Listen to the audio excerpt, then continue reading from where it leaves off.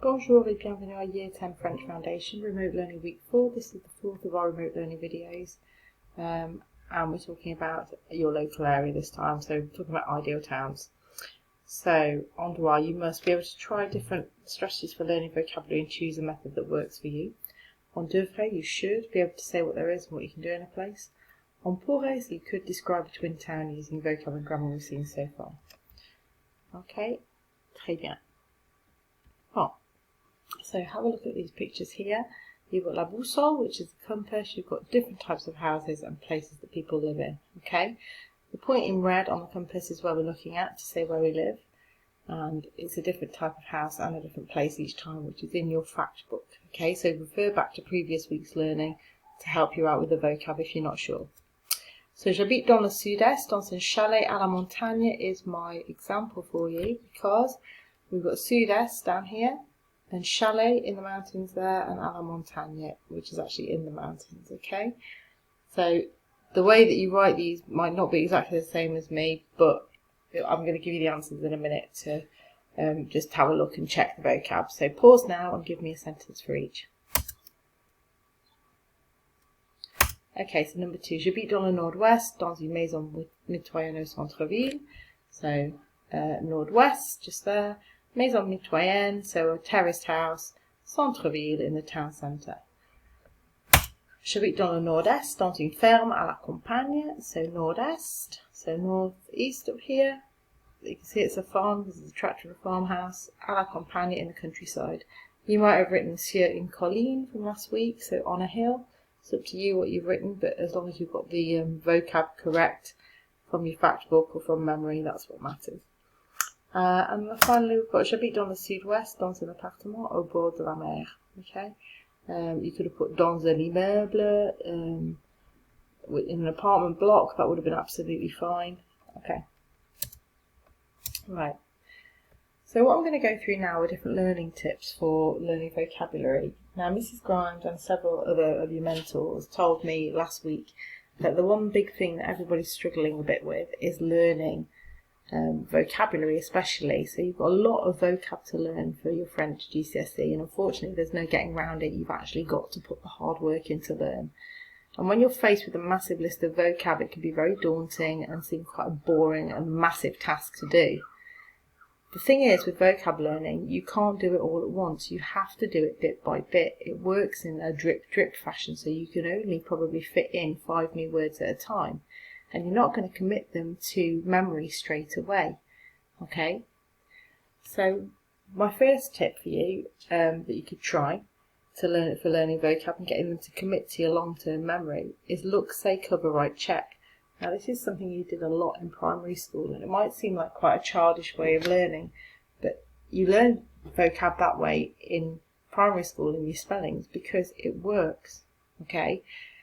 And it's the same now with learning a foreign language. If you've got the vocab and you need to learn how to spell it, writing it again and again and again is one of the best ways to learn it. It doesn't work for everybody, but it is a tried and tested method. So what you need to do is you look carefully at the word for at least 10 seconds. You keep saying the word to yourself out loud to practice your pronunciation. You cover up the word when you feel you've learned it. You write the word from memory. And then finally you check the word against the original, and if you didn't get it right, you do the steps as many times as you need to. In this way, learning 12 new words should take about half an hour if you do it properly. Okay? If you find it's taking a lot longer than this, then try another strategy, or look at the spellings again for 10 minutes every day. Just because you learn them there and then, it doesn't mean that you're going to be able to recall them at any time. You need to revisit them, you need to look again and again, and you need to do it little and often. Do not leave vocabulary learning until the day before your exam, because there's no way in the world you're going to do it. There's no way that you're going to be able to say, oh, I can suddenly remember all this, when you couldn't before. So put the hard work in, there's no getting away from it. The second tip for you is, how do you really know a word? So what you do is you look at the word and you ask yourself, do I know what it means when I see it? Can I pronounce it properly? Can I spell it correctly? And can I use it in a sentence? And if the answer is yes to all of those things, then you're winning. The third learning tip, if the spelling of a word just doesn't seem to be sticking, you could try making up a mnemonic or a rhyme to help you. For example, the word près means near, so you might think of someone praying to be close to you. The word sous means under, so you may think of someone called Sue, who's sitting under a tree, perhaps, okay? You can't do it with every word, but with those words that particularly you can't remember, okay, the mnemonics are really good at helping. Okay, another idea, you could use your knowledge of English to help you work out the meanings and spellings of French words. Cognates are words that look the same or similar in French and English, and they often mean the same too, but not always. There are some things called faux amis, which are your false friends, which look the same, like the word actuel, which means now, not actual. Okay, so there are a few of them to watch out for, but often they mean the same. Watch out for pronunciation because they usually sound slightly different. So some examples of cognates are carotte, oignon, banane. They sound fairly similar but not exactly the same, so just take that into account.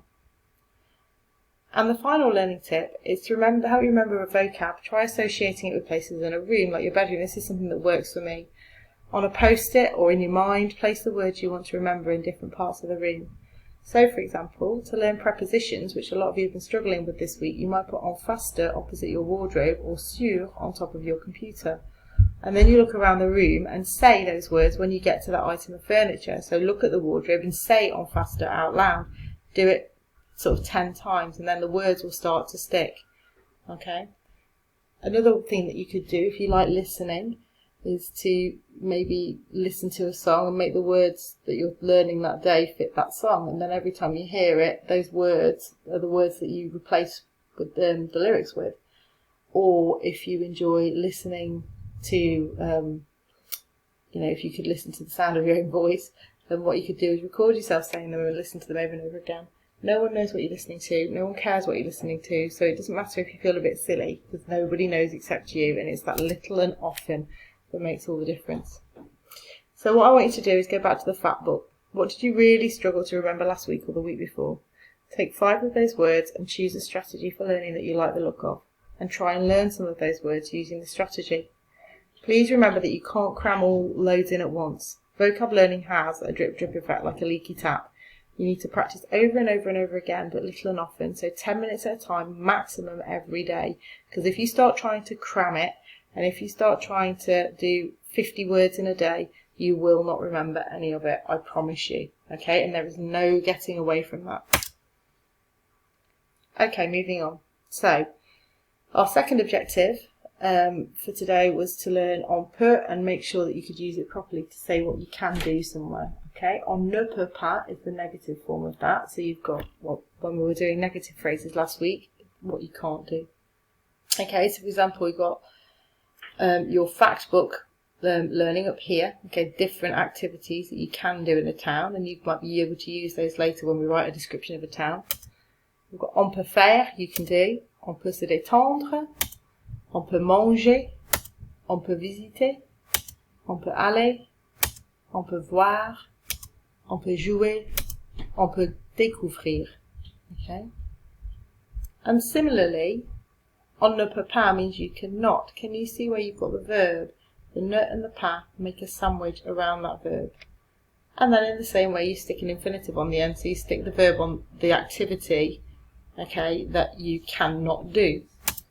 Examples, on ne peut pas faire, you cannot do.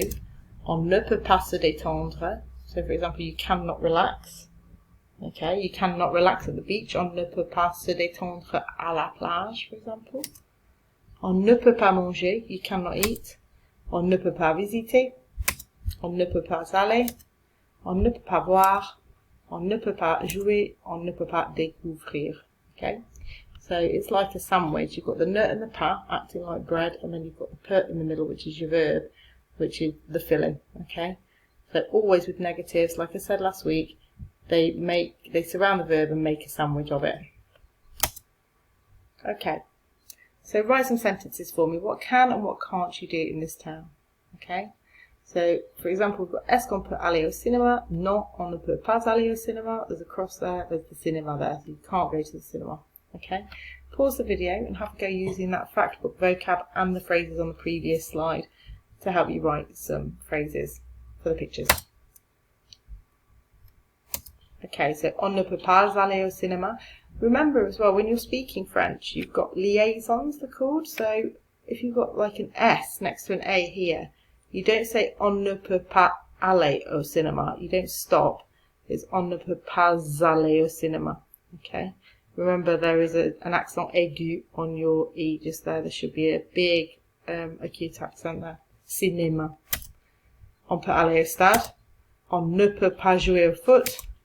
On peut faire des magasins. You could have put on peut aller au magasin, or on peut faire du shopping is fine. Okay. On peut écouter de la musique. Well, I think that's negative, so it should really say on ne peut pas écouter de la musique. And on peut faire de la natation, because that looks like a towel and some goggles. Okay. Right, have a look at this text. What I want you to do is read through and see if you can find an activity or several activities that you can do in Saint-Tropez. Okay, so this girl Valérie is living in Saint-Tropez, which is in the south of France, where lots of people go with their yachts and go and spend the summer. It's a very nice place. Okay, I want you to have a look and see if you can spot some activities that you can do in Saint-Tropez, and then put them into some phrases using on peut.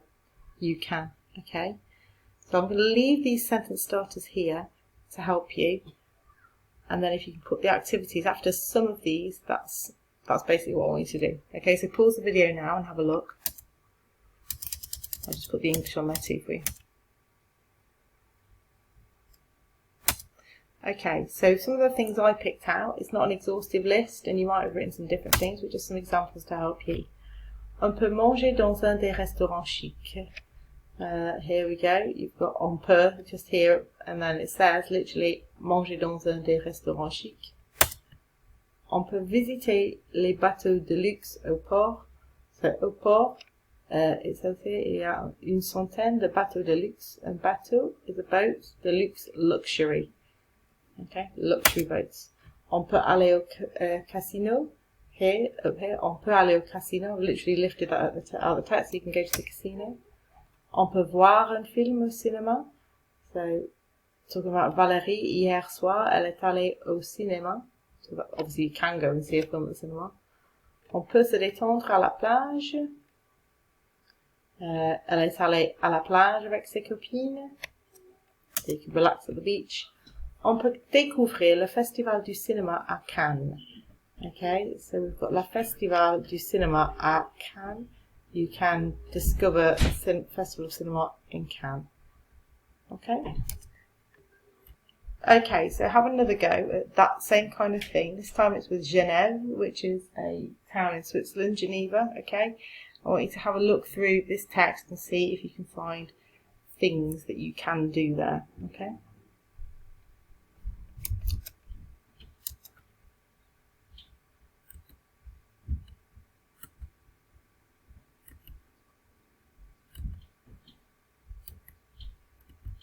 Okay, so we've got on peut faire du ski, on peut faire du VTT, on peut visiter les montagnes, for example, on peut aller au lac, on peut jouer du saxophone, on peut se détendre au jardin public. On peut découvrir le festival de jazz à Montreux. So again, not an exhaustive list, but he does say that he goes skiing. If you look where it says in the second paragraph, qu'est-ce qu'on peut faire à Genève? Okay, so les montagnes ne sont pas loin. The mountains aren't far. So, on peut faire du ski. On peut faire du ski. What does he do? Du VTT, which is mountain biking for those of you who've forgotten. Okay, so on peut faire du VTT. He said again up here, les montagnes ne sont pas loin. So the mountains aren't far. On peut visiter les montagnes. He says over here that he lives near a lake. Un très grand lac. On peut aller au lac. Can you see the pattern? On peut plus the infinitive plus your activity. On peut jouer du saxophone. He says that he plays the saxophone here. Okay, so you could put that in, you could not. Might be relevant, might not be. On peut se détendre au jardin public. Okay, here. Beaucoup de jardins publics, so lots of parks, lots of gardens. That's one of your phrases this week. Yeah. And on peut découvrir le festival de jazz. So, il y aura un festival de jazz à Montreux. So, there will be a jazz festival, and that's what you can do there. Okay. So, having looked at all those phrases, starting with on peut, and all the activities you can do, okay, this time I want you to have a look at some sentences to say what you can and cannot do in a town or in a place, okay? So we're not just using on peut, we're using on ne peut pas, and I want you to choose between the two this time. You've got some English phrases on the right hand side here, okay, and you've got your French phrases here. Each of them has got the on peut or the on ne peut pas missing. Your useful vocab is just here. So for example, you've got entrer dans l'église. Okay, l'église is your place in the town, it's your church. So you can go into the church will be your first phrase, so one will be E. But what's missing from here is the you can, so you need to write on peut, entrer dans l'église. Okay? So useful vocabs here. Match these up, the English with the French, and then decide if you're writing on peut or on ne peut pas. So pause the video now and have a go at that. Okay, so the responses, the answers, I've just given you the letters here and then we'll go through them in a minute. So we said already that 1 was E, 2 is A, you can visit the library, 3B, you cannot sit on the lawns, again here I've put s'asseoir, pelouse, meaning lawns. 4 was D, you cannot sleep on the pavement, I put trottoir, just here to help you with pavement. 5 was C, you can go down to the basement, and 6 was F. You cannot go up on the roof, so monter sur le toit, okay? Le toit I've put here for the roof for you. So you can go into the church, so on peut entrer dans l'église. You can visit the library, on peut. Third one, you cannot sit on the lawns, on ne peut pas. You can't sleep on the pavement, on ne peut pas. You can go down to the basement, so on peut descendre au sous-sol. And you cannot go up on the roof, on ne peut pas monter sur le toit. Okay, so hopefully you're getting the hang of this on peut, on ne peut pas, and choosing between them to say what you can and cannot do. The last thing I want you to do today is a bit of a writing. As I've been doing each week, we've been looking at sentence building. So I've got some sentences here which is looking at the vocab and the language that you've seen over the last 4 weeks. Okay. Couple of things that you might need to look at, so like I visited, remember how to form the past tense, so I and then ixé, so j'ai ixé, I did whatever, which basically means that you put your verb in here and you put a cute accent on the end of your E, so j'ai visité, j'ai regardé, j'ai mangé, etc. Okay, so think about that when you're translating this first sentence.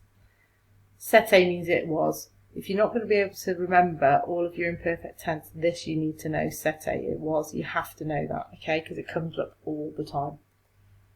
Have a look at these phrases, see how many of them you can actually translate into French. Because when you see how many you can do, and when you put them all together, you'll be surprised how many words we've got. Okay, so I've got j'ai visité l'île. C'est une grande ville, it's a big town. Il se trouve dans le nord de la France. That's what we did last week. Okay, you could have put situé dans le nord de la France or il se situe dans le nord de la France. Any of those will be fine. Il se trouve près de la Belgique. So we said the word près earlier on meant near, didn't we? And we've got that in our prepositions from week 2 in your fact book. C'est une ville sale et bruyante. So it's a noisy and dirty town. C'est aussi une ville universitaire. That was in your fact book last week. À Lille, on peut visiter les musées. So in Lille, you can visit the museums. On peut manger au restaurant. You can eat at the restaurants. On peut découvrir la culture. You can discover the culture. Mais on ne peut pas se détendre. But you can't relax. Parce que c'est très animé, because it's very busy. L'année dernière, j'ai visité Lille. So last year, I visited Lille. That's drawing on your memory from way back in March. Avec mon collège. C'était amusant. Okay, so you've got all of these sentences here. When you put them together as a paragraph, you'll actually see that you've probably got about 80 words there. It's amazing how quickly you can build up to a 90-word essay just by being able to say what you can say, rather than trying to think of things that you want to say and trying to grasp a vocabulary that you just don't have. Okay, so well done. Thank you very much again for another week of trying really hard and engaging really well.